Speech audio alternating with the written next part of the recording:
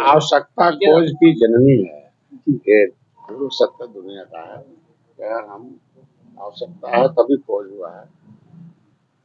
इसकी आवश्यकता इसलिए है कि संविधान समस्याओं का समाधान है। संविधान से देश चलता है, उसमें अधिनियम है। उस अधिनियम का अधिसूचना जारी करते राष्ट्रपति, राज्य में राज्यपाल अधिसूचना जारी करते हैं उस संविधान के मुताबिक।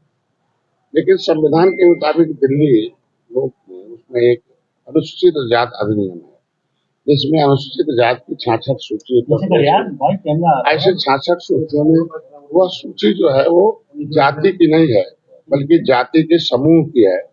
ऐसे जातियों के समूह की जो सूची है, ऐसे उस सूची के मुताबिक जो 66 समूह हैं, उस 66 समूहों में सभी लोगों को इस तरीके की व्यवस्था दी गई है कि वह सारे लोग जो 66 समूह है उनको शिक्षा, स्वास्थ्य, रोजगार, मान सम्मान, स्वाभिमान उस अधिनियम से अलग से सुरक्षा है, क्योंकि वो निचले पावदान पर मतलब नीचे सूचित किया जाएगा। जाति में नीचे, धर्म में नीचे, पैसे में नीचे, शिक्षा में नीचे, बुद्धि में नीचे, घर द्वार सब अपमान करने वाले लोग हैं।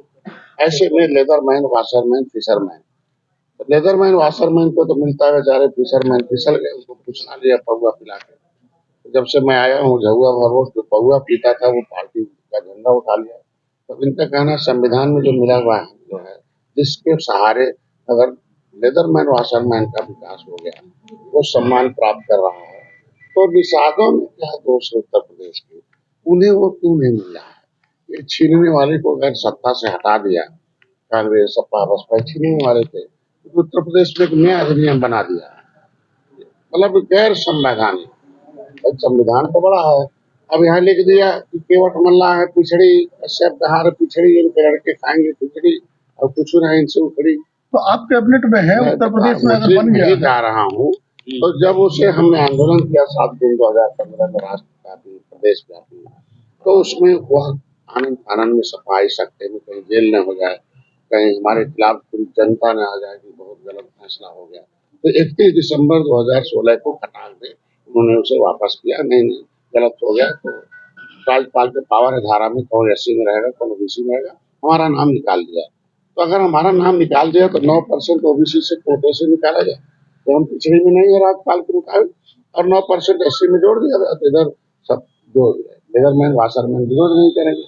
तो जिसको लेना है वो जाएगा, तो जिसको दवाई खाना है, गरीबी एक बीमारी, आरक्षण उसकी दवाई है, तो जिसको आरक्षण लेना है दवाई तो खाए है कि हमें ये दवाई मिला है। तो मैं डॉक्टर हूँ, एक्सरे करके उनको बता रहा हूँ कि सोच बदल दो, और सोच बदल कर संवैधानिक सोच ला दो, और संविधान में अधिकार तुम्हारा है, लेने की सड़क पर आ जाओ। इस तरीके से दलित भाइयों ने लिया, धोबी भाई पासी भाई लिया, उसी तरीके से आप भी ले लो। तुम्हारे रुकावट वाले नेताओं को हटाओ और तुम्हारा आरक्षण दिलाने वाले जो नेता हैं उनको वोट देकर। नेता जी एक और बात आ रही है, आपका कुछ बयान आ रहे हैं कि 200 सीटों पर 27 में आप चुनाव लड़ने जा रहे हैं, उसकी तैयारी है ये संवैधानिक यात्रा। मैं कह रहा हूँ पार्टी खड़ा बड़ा इसीलिए होती चुनाव लड़ने के लिए, किसी मुद्दे को हल करने के लिए। तो 200 सीट जो निषाद बहुल है, जहाँ 50,000 से 1 लाख वोट हमारा है, एक ठोकर खा रहे हैं, तो वो इसलिए तैयार कर रहा हूँ कि अगर हम मोदी योगी को जिताएंगे नहीं तो हमें कहीं लिखेंगे आरक्षण का।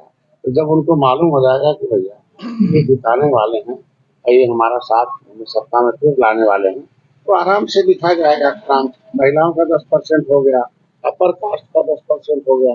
तो भाजपा है ना, जब राजस्थान एक बार हार गई, अपर कास्ट ने कहा नहीं हमारा आरक्षण नहीं लिखा जाएगा तो वोट नहीं देंगे, तो देखो 10% आरक्षण अपर कास्ट तक नहीं दिखा गया।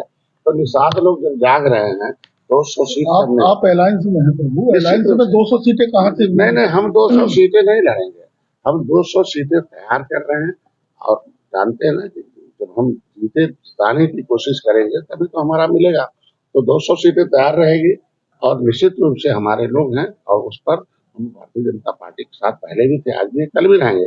लेकिन उन्हें हम जरूर एहसास कराएं, जिसके साथ रहे वो रिकॉग्नाइज करें, जिसके साथ रहे वो हमें रियलाइज करे, जिसके साथ रहे वो हमारे साथ रिलेशन ठीक से रखे। ये 3 बिंदु है, ये तभी संभव है। रिलेशन ठीक नहीं, रिलेशन ठीक से तब रहेगा जब हम जिताएंगे, नहीं जिताएंगे तो कहें हमें साथ रखेंगे।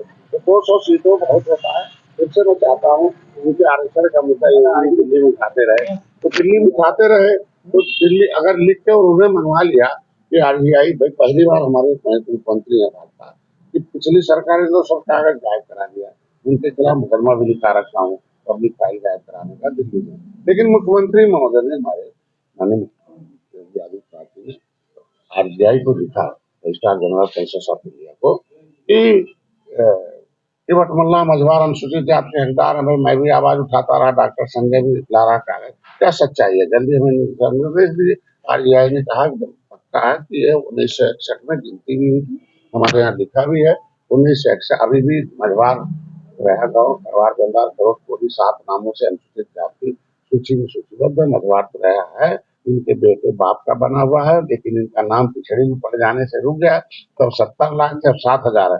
तो अगर आरबीआई ने कह दिया ये मामला सामाजिक न्याय मंत्रालय का केंद्र का है, तो केंद्र को तो जगाना पड़ेगा ना। आरक्षण कौन खत्म कर रहा है? खत्म किया था 1994 में, एक अधिनियम बना दिया इन बेईमानों ने, वोट दिया हमारे कुछ विजिशन थे निषाद, जो जाकर सपा बसपा कांग्रेस में टिकट के बहाने जो है मंत्री बनने के बहाने चले गए और इनका मुंह आंख बंद कर दिया, बन गया अंधा, भाजपा सपा कांग्रेस का दूध चल गया धंधा, अभी खा रहे हैं निषाद डंडा, अब इन्होंने कसम खा लिया रहेगा हमारा डंडा उसमें रहेगा झंडा, नहीं बनेंगे अंधा, अब नहीं खाएंगे पीठ पर ठंडा, अब इनका बंद कराएंगे धंधा।